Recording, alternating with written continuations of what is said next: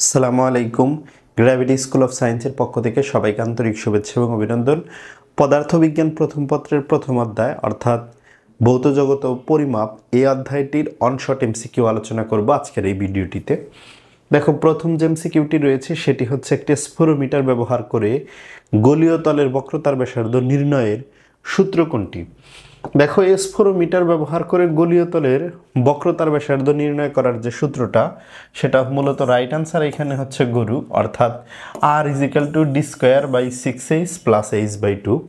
এখানে একটু এই সূত্র সম্পর্কে বলে দিতে চাই। আর হচ্ছে এখানে আসলে গোলীয় যে তল আছে সেই গোলীয় তলের বক্রতার ব্যাসার্ধের মান, আর এইখানে ডি হচ্ছে স্ফেরোমিটার হলো 3 পাওয়ালা একটা যন্ত্র।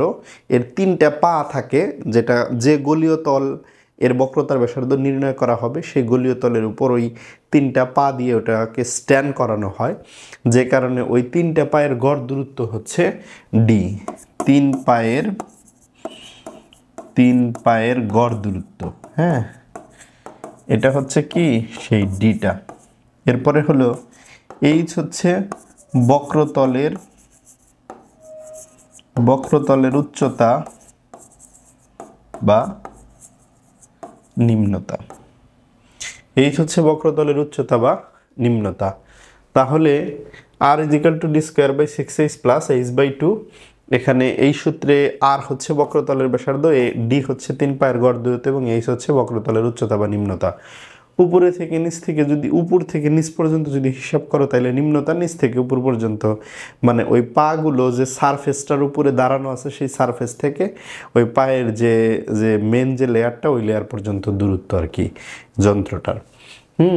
স্ফেরোমিটারের সাহায্যে কোনো গোলীয় তলের যদি বক্রতার ব্যাসার্ধ নির্ণয় করা যায় তাহলে বক্রতার ব্যাসার্ধের সাথে আবার ফোকাস দূরত্বের সম্পর্ক আছে। ফোকাস দূরত্ব = বক্রতার ব্যাসার্ধের অর্ধেক। তাহলে এই সম্পর্ক থেকে ফোকাস দূরত্ব বের করতে পারি। আবার ফোকাস দূরত্ব যদি বের করতে পারি তাহলে P = হচ্ছে 1/f। তাহলে আমরা কিন্তু ক্ষমতাও বের করতে পারবো গোলীয় তলটার। অর্থাৎ গোলীয় তল হিসেবে যদি আমরা লেন্স কল্পনা করি তাহলে লেন্সের কিন্তু ক্ষমতা বের করতে পারি আমরা গোলীয় তলের বক্রতার ব্যাসার্ধ ফোকাস দূরত্বের মাধ্যমে। এই হচ্ছে এই জিনিসের স্ফেরোমিটার যন্ত্রটার একই সাথে গুরুত্ব আলোচনা করে দিলাম। এরপরে আমরা দ্বিতীয় যে এমসিকিউটা দেখব। এখানকার দ্বিতীয় এমসিকিউটা বলছে কি যে স্ফেরোমিটারের দুটি পায়ের দূরত্ব দেওয়া আছে 3 ও 4 মিলিমিটার এবং গড় দূরত্ব দেওয়া আছে 3.66 মিলিমিটার হলে অপর পায়ের দূরত্ব কত এটা বের করতে কইছে। এখন অপর পায়ের দূরত্ব যদি আমরা বের করতে চাই তাহলে গড় দূরত্ব দেওয়া আছে 3টা পা বলছিলাম এর আগের প্রশ্নেও। একটা পার দূরত্ব দেওয়া আছে 4, আর একটা দেওয়া আছে একটা 3 একটা 4, আর একটা দেওয়া নাই, সেটা আমি ধরে নিলাম x। গড় মানে কি 3টা পা যেহেতু 3 দিয়ে ভাগ দেওয়া লাগবে, গড় মান কিন্তু দেওয়া আছে 3.66। এখানে যদি আমরা ক্যালকুলেশন করি 7 + x = 3.66 × 3। এখন x এর মান যদি বের করি তাহলে 3.66 × 3 - 7 হবে। হ্যাঁ, এটাই কিন্তু অপর পায়ের দূরত্ব। এখানে ক্যালকুলেশন করলে 3.98 আসে, 3.98 মিলিমিটার আসে, কিন্তু 3.9998 নাই, অ্যাপ্রক্সিমেটলি অ্যান্সারটা 4 মিলিমিটার দেওয়া যেতে পারে। তাহলে রাইট অ্যান্সার 4 মিলিমিটার অপর পায়ের দূরত্ব। এরপরের প্রশ্ন 3 নাম্বার, 1 মাইল ও 1 কিলোমিটার এর মধ্যে পার্থক্য কত মিটার এটা জানতে চেয়েছে। মিটারে পার্থক্যটা জানতে চেয়েছে। আসলে মাইল আর কিলোমিটারের মধ্যে আমরা যদি সম্পর্ক জানি তাহলেই কিন্তু অঙ্কটা করে ফেলতে পারবো আমরা। 1 মাইল সমান হলো 1.609 কিলোমিটার। 1 মাইল সমান কত? 1.609 কিলোমিটার। তাহলে 1 মাইল মানে যদি 1.609 কিলোমিটার হয় তাহলে মাইল আর কিলোমিটারের মধ্যে পার্থক্য হচ্ছে 1.609 থেকে 1 বাদ দিয়ে দাও, হ্যাঁ, তাহলে 0.609 কিলোমিটার।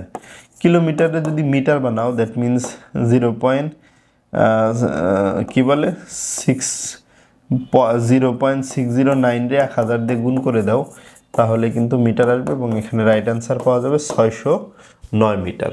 রাইট অ্যান্সার কি 609 মিটার। এখানে 609 মিটার কোথায় অ্যান্সার রয়েছে? গোড়া নাম্বার অপশনে মনে হয় 609 মিটার আছে, গোড়া নাম্বারটা দেখতে পাচ্ছি না, স্ক্রিনটা একটু ছোট করে নেই।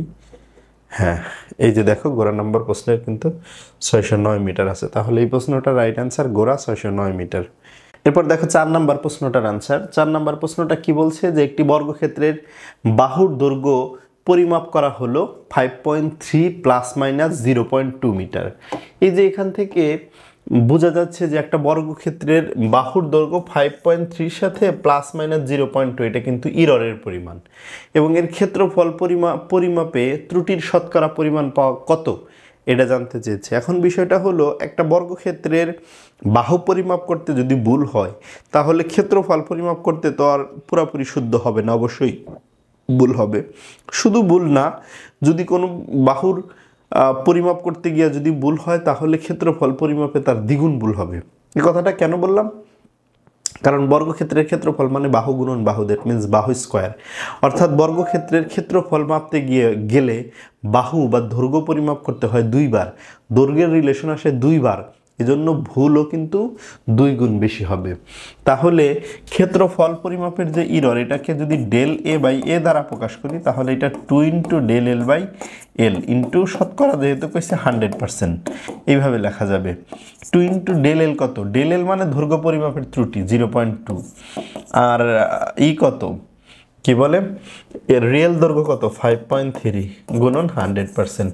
এখন এই অংশটার আমরা যদি ক্যালকুলেশন করলে সম্ভবত 7.55% ভুল আসবে, অর্থাৎ এখানে ত্রুটির পরিমাণ কত 7.55%। আশা করি তোমরা বুঝতে পেরেছো। এরপরের প্রশ্ন 5 নাম্বারটা খেয়াল করো। একটা 1 ফেমটোমিটার সমান কত? এই টাইপের প্রশ্ন আমরা প্রায় পেয়ে থাকি, মানে এককের যে বড় সম্পর্ক এবং ছোট সম্পর্কের প্রশ্নগুলো আর কি।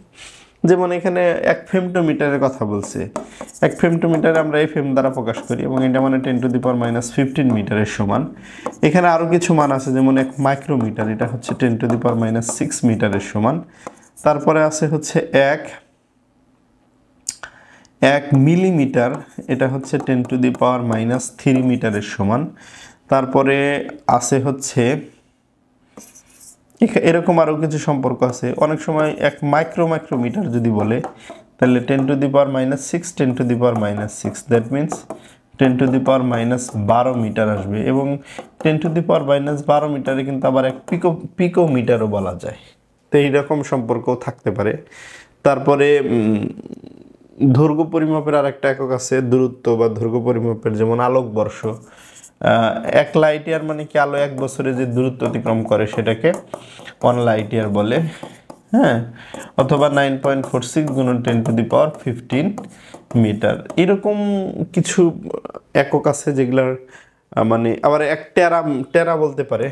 টেরা মানে যেমন 1 টেরাবাইট মানে হচ্ছে 10⁻12 বাইটের সমান। এরকম কিছু মান আছে, এগুলো মুখস্থ রাখতে হয়, এগুলো প্রায় প্রশ্ন আসে। এরপরের প্রশ্ন হচ্ছে তত্ত্বের বৈশিষ্ট্য কয়টি? তত্ত্ব আমরা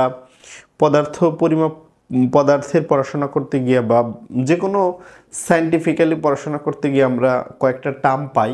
1 নম্বর হচ্ছে ধারণা বা কনসেপ্ট, 2 নম্বর হচ্ছে হাইপোথেসিস বা অনুকল্প, 3 নম্বরে আমরা পাই তত্ত্ব বা থিওরি, তারপরে পাই ল বা সূত্র, হ্যাঁ। এরপরে পাই হচ্ছে এরপরে নীতি আছে, হ্যাঁ। তারপরে হচ্ছে এগুলা আছে আর কি।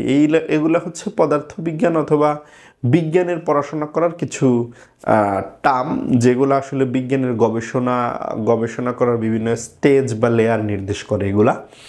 যেমন তত্ত্ব বা থিওরি বলতে বোঝায় হচ্ছে কোনো একটা বিষয় যখন আমরা সলভ করি তখন ওই বিষয়টার বেসিক কিছু ধারণা বা কনসেপ্ট আমরা একত্রে গুছিয়ে নিই এবং ওগুলোর ওইখানকার প্রয়োজনীয় সূত্রগুলো আমরা লিখে নিই, যে আমরা কিভাবে কাজটা করব, কোন সূত্র ব্যবহার করব। এইগুলোর সামগ্রিক সংগ্রহকে আসলে তত্ত্ব বলা হয়।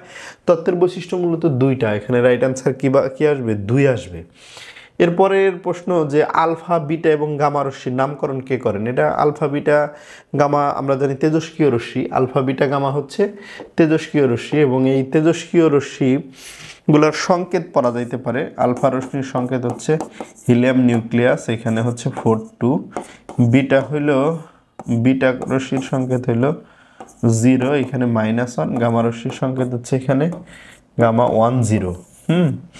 তো এই হচ্ছে আলফা বিটা গামা রশ্মির সংকেত, এবং আলফা বিটা গামা রশ্মি মূলত আমরা তেজস্ক্রিয় রশ্মির থেকে তেজস্ক্রিয় রশ্মি বুঝিয়ে থাকি আলফা বিটা গামারে।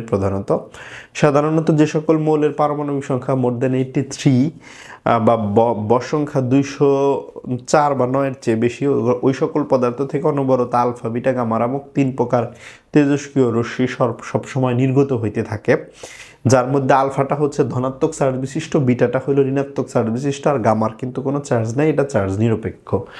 এরপরে দেখো দীপন ক্ষমতার একক কি? দীপন তীব্রতার একক এটা হচ্ছে ক্যান্ডেলা, বাট এখানে জানতে চাইছি দীপন ক্ষমতার একক। দীপন ক্ষমতার একক কিন্তু লাক্স। দীপন ক্ষমতার একক কি? লাক্স। আর দীপন তীব্রতার একক হচ্ছে ক্যান্ডেলা। এখন ক্যান্ডেলা আর লাক্সের মধ্যে কি কোনো সম্পর্ক নাই? আছে। 1 লাক্স ইজিক্যাল টু হচ্ছে 1 candela per metre square. 1 lux equal to কি? 1 ক্যান্ডেলা পার মিটার স্কোয়ার। এগুলো আসলে আলোক তীব্রতা বা আলোর পরিমাণ হিসাব নিকাশ করার জন্য ব্যবহার করা হয়। যেমন লাক্স বা দীপন ক্ষমতা যেটা বলা হয়েছে যে প্রতি একক ক্ষেত্রফলের মধ্যে দিয়ে কি পরিমাণ তীব্রতা সম্পন্ন আলো পাস করতেছে, এটাকে কিন্তু 1 লাক্স বলা হয়ে থাকে। তো যাই হোক, মৌলিক এককগুলা এগুলা বেশ কিছু গুরুত্বপূর্ণ একক আছে, এগুলো আমাদের পড়তে হয়। পরের 9 নম্বর প্রশ্ন, যে আমাদের পঞ্চম ইন্দ্রিয় পারিপার্শ্বিক পর্যবেক্ষণ উপলব্ধির অনুভবে মস্তিষ্কে যে সত্যের কাল্পনিক সাজ বা আঁচ করে তাকে কি বলে? আসলে আমরা যখন আমাদের পঞ্চেন্দ্রিয় বলতে ঘ্রাণ, তারপরে হলো স্বাদ, স্পর্শ, এই টাইপের 5টা জিনিস বোঝানো হয়, এবং এইগুলা থেকে কিন্তু আমরা কোনো কিছু সম্পর্কে একটা ধারণা করতে পারি। যেমন এই জিনিসটা দেখে আমরা হয়তো দেখলাম আমরা এটা, এটা গন্ধ সুখে বলতে পারি, অথবা একটা হাত দিয়ে স্পর্শ করে বলতে পারি, অথবা এটা থেকে কোনো শব্দ আসে কিনা সেটা শ্রবণ করতে পারি। এইগুলার মাধ্যমে কিন্তু আমরা এটা সম্পর্কে কিছু ধারণা করতে পারবো, যে এটা লোহার তৈরি হইতে পারে, এটা কেমন জিনিস হইতে পারে সেটা। আসলে এইখানে রাইট অ্যান্সার হবে ধারণা। ঠিক আছে, রাইট অ্যান্সার কি হবে এখানে? ধারণা হবে। এই যে এগুলো আমি একটু আগে আলোচনা করতেছিলাম, ধারণা, স্বীকার্য, নীতি, সূত্র, এগুলো কিন্তু আমরা বিজ্ঞানের কিছু টার্ম, গবেষণা করার কিছু স্টেপ বা কোনো কিছু কাজ করার আগে এইগুলা ফলো করা হয়ে থাকে আর কি। এরপরের প্রশ্ন 10 নম্বর, একটি বস্তুর ভর এবং দ্যুতি পরিমাপে যথাক্রমে 2% এবং 3% ত্রুটি হলো। ভর ও দ্যুতি পরিমাপের সাহায্যে গতিশক্তি পরিমাপ করলে ত্রুটি কত হবে? এখানে ভর আর দ্রুতি দেওয়া আছে, দ্যুতি মানে বেগ। তাহলে আমরা গতিশক্তির ফর্মুলা কি জানি? এখানেই করলাম। গতিশক্তির ফর্মুলা হলো ইকে সমান আমরা জানি 1/2 mv²। তাহলে ইকের সাথে এম এর সম্পর্ক আছে, বির সম্পর্ক আছে, এবং ইকে পরিমাপের যে ভুলটা, এটারে আমরা এই শতকরা ভুল কইছে না, তাহলে ডেল ইকে বাই ইকে এইভাবে লিখতে পারি। এবং এটা হলো ভর পরিমাপের। আর ত্রুটি, টোটাল ত্রুটি সবসময় যোগ হয়। ওইটা মানে ওই এককগুলার বা ওই চলকগুলার সম্পর্ক কি সেটা গুরুত্বপূর্ণ না, বিষয় হলো টোটাল ত্রুটি সবসময় যোগ হয়। তবে সম্পর্ক উপর একটা আছে, যে এটা কত গুণ হবে সেই বিষয়টা নির্ভরশীল। যেমন ইকের সাথে এম এর সম্পর্ক সমানুপাতিক, এবং এটা তাই এই জন্য ভর পরিমাপের ত্রুটি হবে ডেল এম বাই এম, আর বেগ পরিমাপের ত্রুটি হবে 2 × ডেল বি বাই ভি, কারণ এনে যে বি² আছে, 2 বার আছে, এই জন্য ত্রুটি দ্বিগুণ হবো। এখন ভর পরিমাপের ত্রুটি দেওয়া আছে 2%, তাহলে ডেল এম বাই এম মানে 2% দেওয়া আছে, আর 2 × আর 2 যোগ বেগ পরিমাপের ত্রুটি দেওয়া আছে কত? 3%। তাহলে এখানে যদি 3% করি, তাহলে 2% আর হইলো 3 × 2 = 6%, দ্যাট মিনস 8%। তাহলে এখানে রাইট অ্যান্সার কি হবে? 8%। অর্থাৎ একটা বস্তুর ভর পরিমাপে যদি 2% ভুল হয় এবং তার দ্রুতি বা বেগ পরিমাপে যদি 3% ভুল হয়, ওই ডাটা দিয়ে যদি আমি গতিশক্তি পরিমাপ করতে যাই তাহলে আমার 8% ভুল হবে। আশা করি তোমরা বুঝতে পেরেছো। এরকম বিভিন্ন সাবজেক্টের ধারাবাহিক এমসিকিউ, সিকিউ এবং অনশর্ট এমসিকিউ পেতে গ্র্যাভিটি স্কুল অফ সায়েন্সের ইউটিউব চ্যানেল এবং ফেসবুক পেজে সাবস্ক্রিপশন এবং ফলো করে আমাদের সাথে থাকার অনুরোধ রেখে আজকের মতো এখানেই বিদায় নিচ্ছি। ভালো থাকবে, সুস্থ থাকবে। আসসালামু আলাইকুম।